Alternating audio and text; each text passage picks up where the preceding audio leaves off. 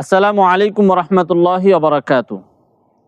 হযরত আনাস ইবনে মালিক রাদিয়াল্লাহু তাআলা আনহু থেকে বর্ণিত, তিনি বলেন, রাসূলুল্লাহ সাল্লাল্লাহু আলাইহি ওয়াসাল্লাম বলেছেন, তোমাদের কেউ যখন আল্লাহ সুবহানাহু ওয়া তাআলার কাছে দোয়া করে সে যেন দৃঢ় বিশ্বাসের সঙ্গে দোয়া করে এবং সে যেন এই কথা না বলে যে হে আল্লাহ, তোমার যদি ইচ্ছা হয় তাহলে তুমি আমাকে দাও, কেননা আল্লাহ সুবহানাহু ওয়া তাআলাকে বাধ্য করার কেউ নেই। আসসালামু আলাইকুম রহমতুল্লাহি ওয়া বারাকাতু।